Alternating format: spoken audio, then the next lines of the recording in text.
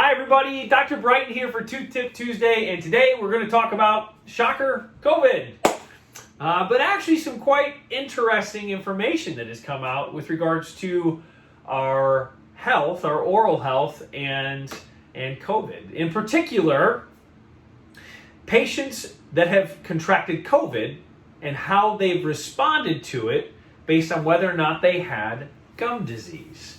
So a study was done in Qatar, and this was actually published here in February in the Journal of Clinical Periodontology, which is basically a journal for specifically gum health, the bones of your jaw, that specialty of periodontitis or gum disease. In particular, that's what those specialists focus on.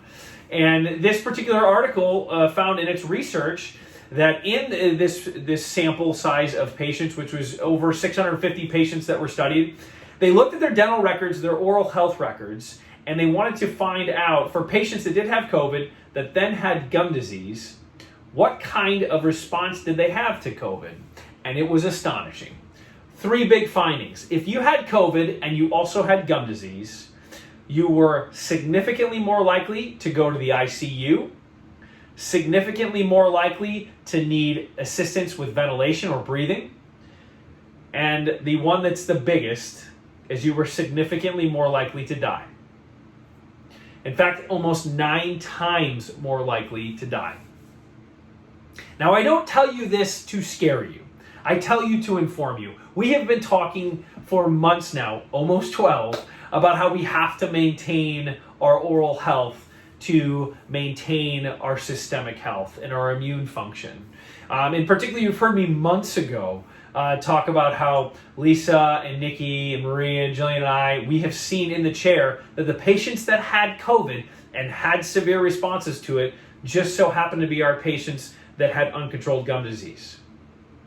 Now the study is showing us that's real everywhere, not just in our office. But we have to maintain our oral wellness. And so my tip, again, is not to scare you. My tip is to encourage you. For those of you that have made it back to the dental office, you've seen it. We've made this as safe as we possibly can, just shy of literally an operating room with regards to the cleanliness of the air. And we've done everything we can because we feel it is important for you to get back in the dental office, be safe here, but maintain your oral wellness visits because of exactly what this study shows us. If we don't, as patients, the inflammation in our mouth makes it harder for us to stay healthy throughout our whole bodies. And in particular, in this environment we're in, specifically we're talking about COVID. And so for those of you that have made it back in, awesome. Continue to maintain those visits. You've got to continue to maintain and keep things healthy. For those of you that haven't, or for those of you that aren't maintaining those visits on a regular basis, I encourage you to do so. We've got a number of patients that have a lot going on in life, and that's why they haven't made it back. I'm going to tell you right now, try to make it a priority.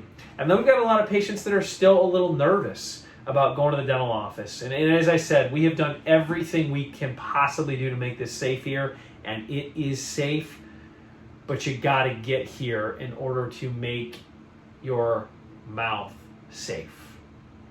To stay at home at this point in time and not go to the dentist is unwarranted and actually higher risk for an unhealthy outcome than it is to get to the dentist and get your oral wellness taken care of. So that's my Tip Tuesday for you. I hope you find it helpful. If you want to share this with somebody that you think it might encourage, please do so.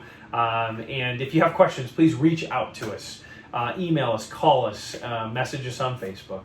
But thank you for tuning in. I hope you have a great rest of your Tuesday. Enjoy this sunshine that's here in Michigan right now. And I hope you have a blessed rest of your week. Thank you.